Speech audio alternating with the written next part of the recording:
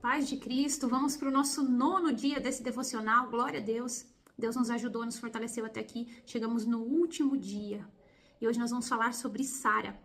É uma palavra que Deus nos entregou através da vida da nossa irmã Jennifer, né? Uma palavra também poderosa, como todas as outras que nós tivemos acesso aí ao longo desses dias. Eu tenho certeza que Deus falou poderosamente. E o tema dessa palavra eu coloquei: a promessa está de pé. Então vamos lá. Eu vou ler para você, tá lá em Gênesis capítulo 18, do 10 ao 14, e depois eu vou pular mais para frente, tá? Olha só, diz assim: então um deles disse, o anjo, né, que tinha ido lá visitar Abraão: voltarei a você dentro de 1 ano, e Sara, a sua mulher, terá um filho. Sara escutava a entrada da tenda, atrás dele. Abraão e Sara já eram velhos de idade bem avançada, e Sara já tinha deixado de menstruar. Por isso riu consigo mesma, ao pensar: depois de velha e enrugada, e o meu senhor já idoso, ainda terei esse prazer? Então o Senhor disse a Abraão: por que Sara riu e disse: poderei realmente dar à luz agora que sou idosa? Existe alguma coisa impossível para o Senhor? Dentro de 1 ano voltarei a você e Sara terá um filho. E depois eu já vou ler o Gênesis lá, o capítulo 21, tá? Do 1 ao 3, que diz assim: o Senhor foi bondoso com Sara, como lhe dissera, e fez por ela o que ele prometera. Sara engravidou e deu à luz a Abraão, a um filho, a Abraão, na sua velhice, na época exata que Deus lhe prometera. Abraão deu o nome de Isaque ao filho que Sara lhe dera. Então, olha só a reflexão de hoje. Existem promessas que demoram, mas não morrem. E existe um conflito, né, muitas vezes, entre o que Deus falou e o que nós vemos, né, a nossa realidade, a nossa circunstância atual. A realidade parece distante demais, né? Mas Deus é fiel para cumprir tudo o que Ele prometeu. Deus é o Deus do impossível. Ele trabalha no silêncio, né? Ele trabalha no secreto. Ele trabalha para aqueles que nele esperam, para dar mais ainda do que nós sonhamos, né? Do que nós pedimos, do que nós pensamos. E as nossas fraquezas, né? Como a gente vê aqui, as fraquezas da Sara, ela teve aquela fraqueza da ansiedade de tentar fazer pela própria força dela aquilo que Deus tinha prometido. E aí ela deu a serva, né, para se deitar com Abraão. Abraão aceitou, aí nasceu Ismael. Depois deu uma briga, uma confusão, tiveram que mandar Ismael embora, né, com a mãe dele, enfim, e são inimigos, povos inimigos, né, do povo de Deus até hoje. Então teve essa falha bem grande, né, por conta dessa ansiedade dela. E depois teve essa outra falha aí que a gente leu no texto, né, da incredulidade. Ela desacreditou que Deus realmente poderia dar um filho para ela naquela idade avançada que ela já estava. Ela tinha vivido a vida inteira sendo estéril. Ela já era idosa, realmente, né? Ela tinha 90 anos quando ela teve Isaac. Então, assim, já não tinha menstruação, já não tinha mais nada, o marido dela já era velho. Então, realmente, aos olhos dela, né, parecia algo assim, que não ia acontecer mais, né? E às vezes eu e você também pensamos, né? Poxa, eu já errei tanto, eu já falei tanto, já passou tanto tempo, faz tanto tempo que eu já desejo isso, eu já orei tanto por isso e não acontece, né? E não sei se vai acontecer ainda, né? Eu já fiz tanta coisa, já me perdi aí no meio do caminho, já duvidei, depois acreditei de novo, depois agi pela minha própria força, não confiei em Deus. Será que realmente vai acontecer ainda, né? Mas Deus, ele faz, né? Ele trabalha mesmo com as nossas fraquezas. As nossas fraquezas não anulam o plano de Deus. Glória a Deus por isso, né? Porque nós somos fracos, realmente, pecadores, né? Um dia a gente tá com uma fé lá em cima, né? Transbordante, forte, parece que imbatível. No outro dia, a gente já ouviu tanta coisa de Deus, Deus já nos encheu tanto, mas no outro dia, às vezes a gente acorda: ai, tô cansado, não aguento mais, eu tô desanimado, eu não sei se eu vou conseguir, não sei se vou chegar até o final, não sei se realmente vai acontecer, né? Então, assim, a gente oscila muito, né? Mas apesar das nossas fraquezas, né? As nossas fraquezas não anulam os planos de Deus na nossa vida. Ainda bem, né? Nosso corpo pode estar debilitado, nós podemos estar ali cheios de frustrações, de sentimentos negativos, de os pensamentos, a mente conturbada. Mas Deus é fiel, né? E não há nada impossível para Ele, né? É igual o caso de Lázaro, por exemplo, né? Já estava 4 dias morto e, né? Para o homem não existia mais nada que poderia ser feito, né?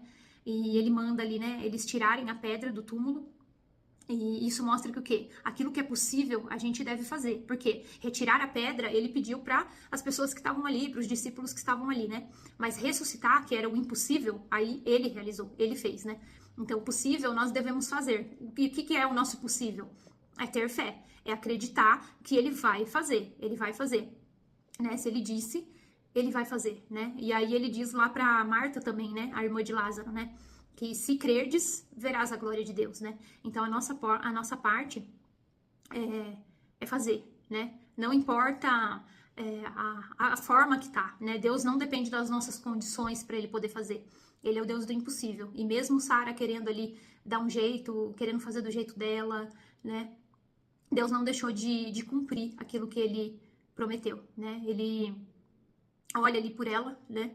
E nós devemos reconhecer, né, também, né, que o que a gente não consegue fazer sozinha, né? Não é do nosso jeito, não é da nossa maneira, não é na nossa hora. A gente deve reconhecer isso, né? Às vezes Deus até permite que a gente faça algumas coisas sozinhas, né? Ele não concorda, mas ele permite, pelo livre-arbítrio, que a gente tome algumas decisões por nossa conta própria, decisões que vão dar errado, mas para que a gente veja, né, o quanto a gente é pequeno, o quanto é falho, o quanto o nosso jeito, a nossa maneira só vai causar mais problema, né, ao invés de solucionar. E aí nós voltamos aos pés dele, né, e reconhecemos, não, Deus, realmente eu não consigo sozinha, realmente eu não sei fazer, realmente eu vou confiar na sua sabedoria, né, e vou buscar sua ajuda, né, e vou voltar pro centro da sua vontade, né, vamos dizer assim.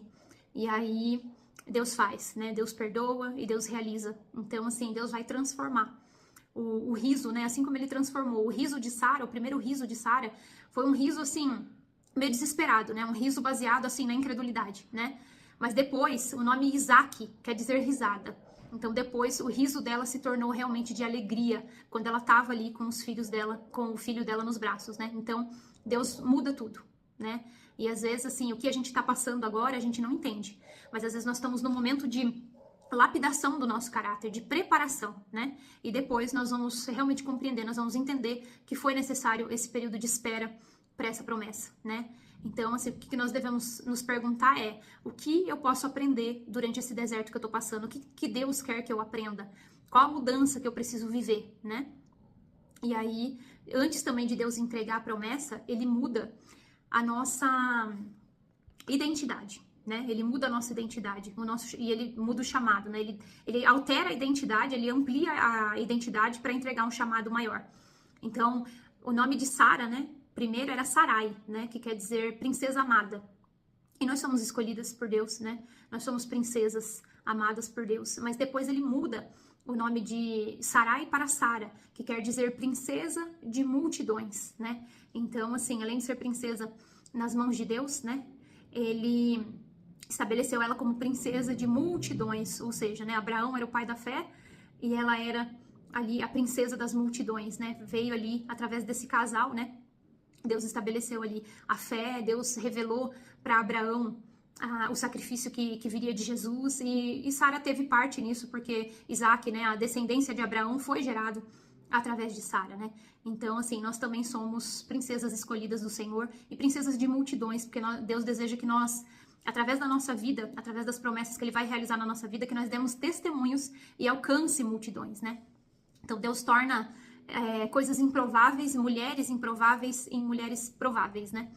E através do que Deus fez por nós, por meio de Jesus, por meio do sangue de Jesus, o sangue que Jesus derramou na cruz, nós já temos aí a garantia do sucesso, a garantia da vitória. Nele nós já somos mais que vencedores.